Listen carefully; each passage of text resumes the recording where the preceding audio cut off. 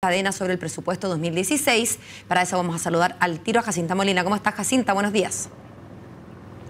Muy bien, Paola, ¿cómo estás? Buenos días, porque ya ha conocido este anuncio que hizo el día de ayer la presidenta Michelle Bachelet en cadena nacional. Lo que queda ahora es quizás uno de los pasos también más complejos de este proyecto, que es la discusión presupuestaria. Y uno de los parlamentarios que va a revisar también este proyecto y quizás lo haga en las próximas horas ya en detalle es el presidente de la Comisión de Hacienda del Senado. Me refiero al senador Andrés Saldívar, que nos acompaña a esta hora de la mañana. Senador, muy buenos días. Primero preguntarle qué le pareció este anuncio que hizo ayer la presidenta Michelle Bachelet en cadena nacional. ¿Era lo que usted estaba esperando sobre este proyecto? Mire, era un poco lo que se había anunciado, ¿no es cierto? Además lo que se nos había informado por parte del ministro de Hacienda en las reuniones que tuvimos tanto el lunes pasado como la semana anterior y las conversaciones que yo he tenido con él. ¿No sé, el anuncio del presidente de la República primero con un presupuesto que va dentro del rango del 4.3 de crecimiento, 4.4, que estaba dentro del rango que así lo había establecido. Por lo tanto, se ajusta más a una política de cierta disciplina fiscal, puesto que, como se ha dicho, el déficit en el país en este momento es algo que hay que cuidar porque estamos en un 3.5 del PIB.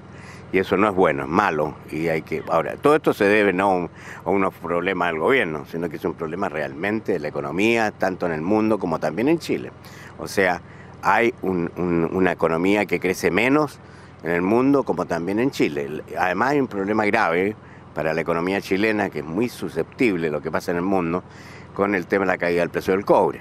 Eso, ¿no es cierto?, conlleva, ¿no es cierto?, que haya menos recursos. Por lo tanto, esta cosa que es mal, el problema del gobierno, falla del gobierno, no.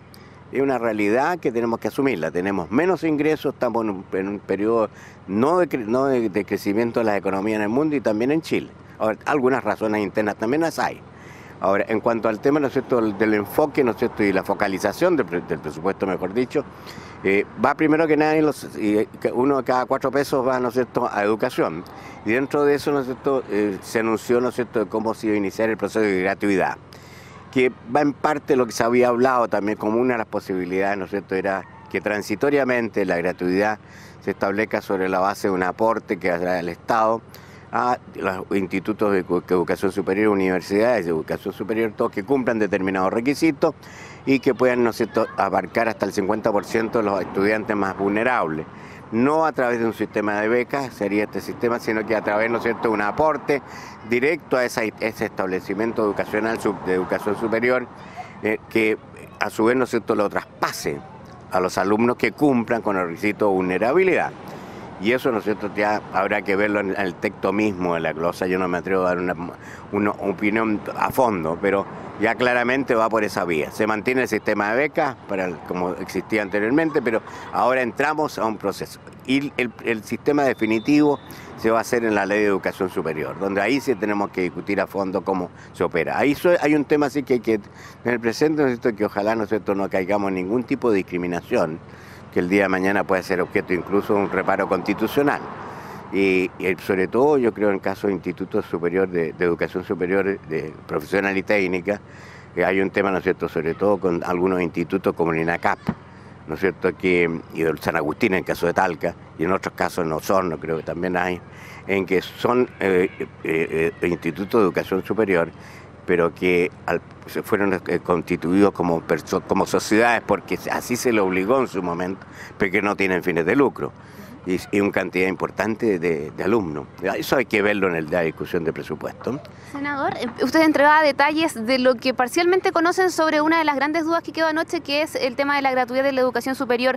Si ustedes conocen algunos detalles, ¿por qué esto no se entregó ayer en la cadena nacional? ¿O le hubiese gustado también que quedara ya clarificado, siendo que era una de las grandes dudas? Bueno, pues yo creo que la presidenta de la República lo que tiene que hacer es más bien una visión global del presupuesto.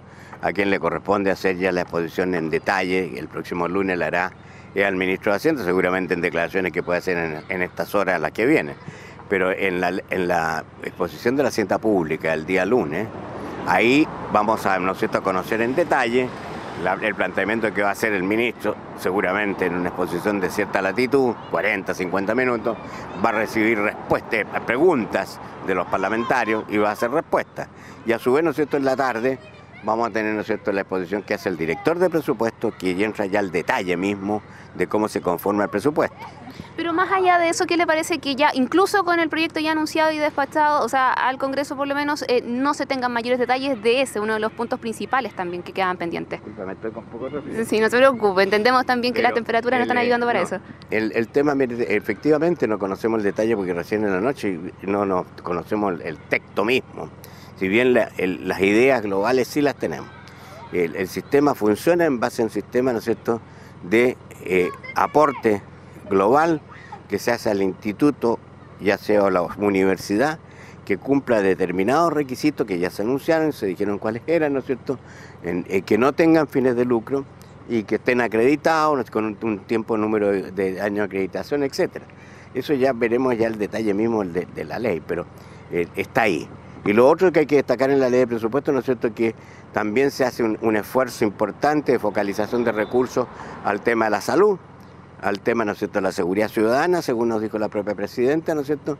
Yo espero y revisar, ¿no es cierto?, que haya también un enfoque de recursos hacia la inversión para ayudar al crecimiento, a sostener el crecimiento, si bien el Estado por sí solo no lo puede hacer, lo tiene que hacer con el sector privado, y, ¿no es cierto?, que en el resto, ¿no es cierto?, de la inversión, de los destinos de recursos, ¿no es cierto?, se cumpla con las normas que corresponda para que los diversos ministerios cumplan sus funciones.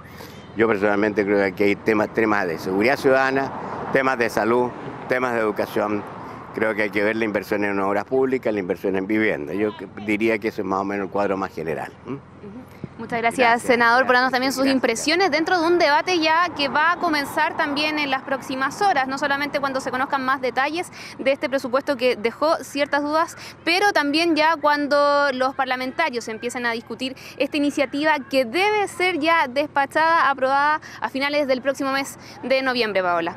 Esta pega van a tener entonces con bueno, como es habitual en todo caso para el proyecto de ley de presupuesto, siempre muy discutido. Muchas gracias, Jacinta, hasta pronto.